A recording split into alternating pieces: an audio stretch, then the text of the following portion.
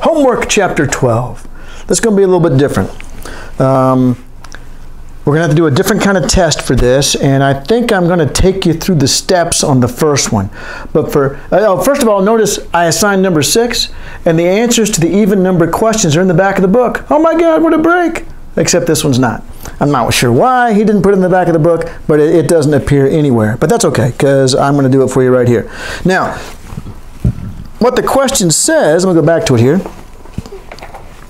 is to run 5% Dickey-Fuller tests for the following variables from the chicken demand equation using data set CHIC9 on the text website. CHIC9, of course, that means then that the data set will be in chapter 9. All right, so look for it there. CHIC9, and determine which variables, if any, you think are non-stationary. All right, so stationary is what we want. Stationary, it has a stable mean and variance. And so we're hoping for stationary. All right, well, first, let's load up those data. Let's see, what's this, John? Oh, yeah, okay. I'll delete that. Okay. And let me go to chapter 9. And it's the CHIC9, he says, is the data set. Data. CHIC9. Okay. Now, stationarity, non-stationarity, all this kind of stuff is an issue that is with time series, right? So the very first thing we want to do is to tell it it's a time series, TSSET, all right? And, okay, so I was running it a minute ago, right? Trying to remember how to do it, make sure I had everything down right. And I typed in year, like that. And it says no such variable found. I thought, what? So I went back through and looked at everything, and it's because I didn't all capitalize it. Remember, as I've been telling you this whole time, and then I forgot the rule myself, it is case sensitive, so I had to do year like that. Okay, year. So now it knows that the column year, let me show you the data real quick by clicking on Data Editor. In the far left here, 1974 through 2002. All right, so now it knows it's a time series. Now the next step is incredibly easy. Now he wants you to do a Dickey-Fuller test for stationarity on Y, PC, PB, and YD. So that's going to be those first 4 variables listed over here. Y, PC, PB, and YD. Do a Dickey-Fuller test on each of those to see if they are stationary. Well, guess what you have to do? Check this out. All you do is you put D Fuller space and then the variable you want to test, which in this case is Y. Voila! Now you can do it a little bit more complicated than this. Let's just keep it simple though, huh?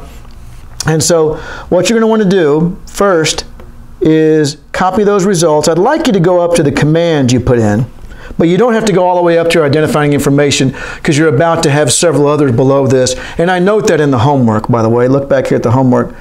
Don't worry about showing your identifying information in this one. And conduct the test and submit the results. That's all you need to do. Wow, what else would you need to do, Jen? That's all there is to do. So actually, let me take that off there. Conduct the tests, because that's confusing, because actually that's doing everything. Save. All right, so let me go back to those results. Let's see, did I copy them yet? I don't remember. I don't think I did. Copy as picture. And then, let's see, this is 6A. So if I was doing this homework myself, which thank God I'm not, I've already got a college degree. Voila. All right. Now, it says to do a Dickey-Fuller test now. So where do you look for this? Well, actually, first of all, let me show you this. Here's the test statistic. Remember I told you it's like a t-score. That's like the t-score for the y variable. Is y related in any way to yt minus 1?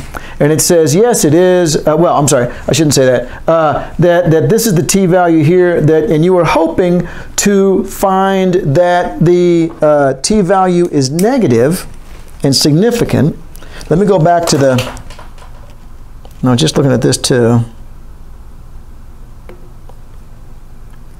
This is from the chapter, and these are from the notes I was going over when I talked about this before. Now, let me tell you, I'm not going to worry about, in fact, I didn't even check to see what it does by default, whether we're including a constant term or a constant term and a trend here. Let's not worry about that with this one.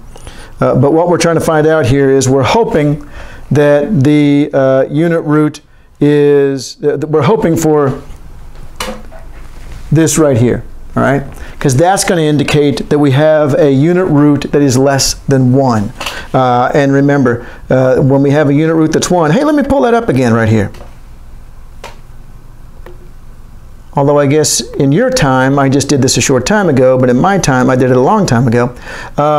Okay, if we have a row that is, say, 0.2, then look at how random all those variables are. It looks like that you could pick out just about any section, and it'd have about just about the same average and just about the same variation from its own mean. But however, what if we go with 1? Well, now there's a clear trend. Now, if you had taken the average of these numbers, the mean over here versus the mean in here, you're going to get a different number. And that's non-stationarity. That's not what we want. So notice that when the row is 1, we got a problem. When the root is a unit root, we have a problem. Well, now let's look back at these results. I want to show you something here. Here is its estimate for that unit root, for whether or not, for the root. All right, I shouldn't say for the unit root, for the root. It figures it's 0.9867. Hey, let's put that in. 0.9867. Boy, that doesn't look good, does it? It does not look like it's going to have a stable mean and a stable variance. And so, indeed, we want a number up here that is negative, first of all, to pass our test. So already you're going to say, well, this one didn't pass. I don't even need to see the critical values. This one didn't pass. But let's look at the critical values, because I want you to mention them. Of course, they're going to be the same for all 4, so you only need to mention the critical value once. But this is what he shows you in the book. The sample size for this regression was number of observations, 28. When we don't have the number we want on the table, we'll use the next smaller one. So we're going to use 25 here. And let's assume no trend, all right? So 3. 3, oh hell, I'm giving you the answer, aren't I? 3 is the critical value we're after here, although technically speaking -3, because we're after a negative number. So I'm going to go back to these results here and look at them again. What I got from my test statistic was 0.566. Is that less than -3? No. Then we failed to reject the null hypothesis of a unit root. Let me write this down here. Let's see. Don't do that. Okay. The critical t value is 3.00 and 0. Well, I'll say actually, I'm going to do it this way. To reject the null hypothesis, the test statistic must be negative and with an absolute value greater than the critical t value of 3.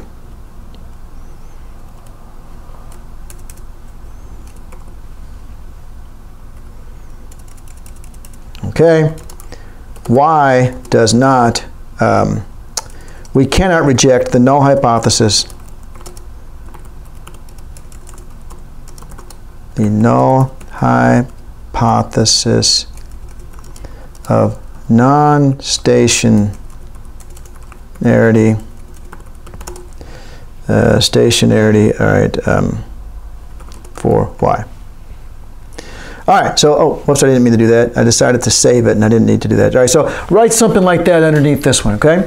And then, like I say, I'm sort of giving you part of the answer here, but that's okay.